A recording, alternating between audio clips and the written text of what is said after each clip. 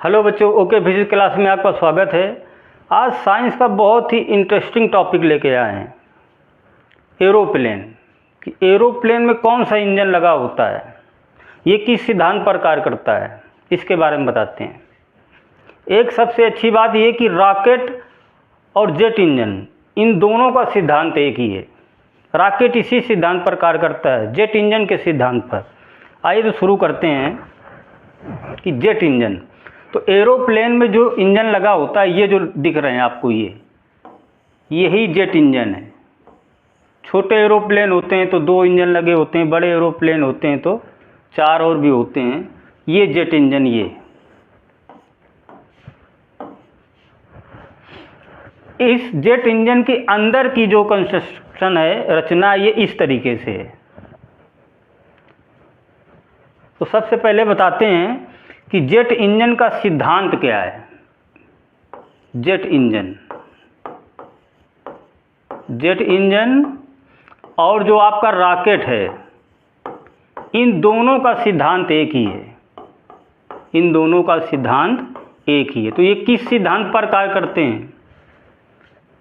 तो ये दोनों रैखिक संवेग संरक्षण पर कार्य करते हैं। रैखिक संवेग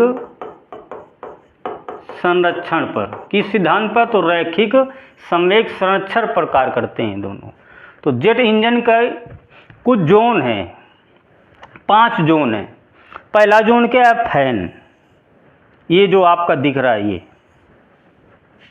ये इसको टर्बो फैन भी बोला जाता है। क्या बोला जाता है?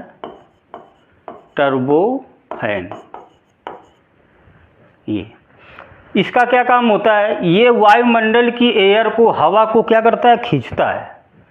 और वो हवा कहाँ जाती है फिर? कंप्रेसर जोन में। किस जोन में आती है? कंप्रेसर जोन में। तो कंप्रेसर जोन में क्या होता है? एयर का जो प्रेशर होता है, दाब जो होता है, ये बहुत अधिक बढ़ जाता है। स्पीड जो होती है, ये भी बढ़ जाती है। और ताप जो होता है, टेम्परेचर, ये भी क्या हो जाता है? बढ़ जाता है। जब ये एयर कहाँ आती है? कंप्रेसर जोन में आती है, इस तरीके से यहाँ से, तो इसका दाब, स्पीड, ताप क्या हो जाता है? बहुत अधिक बढ़ जाता है। अब ये एयर क्या करती है? आगे कंबस्टन जोन में, चेम्बर में पहुँचती है। यहाँ पर बहुत अधिक स्पार्क प्लग लगे होते हैं। स्पार्क प्लग, बहुत सारे प्लग लगे होते हैं। तो ये जो एयर होती है, यहाँ पर जलने लगती है। यहाँ पर इसका जो टेम्परेचर होता है एयर का, वो इंक्रीज हो जाता है, बहुत अधिक हो जाता है। और यहाँ पर जो एयर का फ्लो होता है, वो भी बहुत अधिक हो जाता है, वो भी बढ़ जाता है। फिर ये एयर क्या करती है? टरबाइन में जाती है।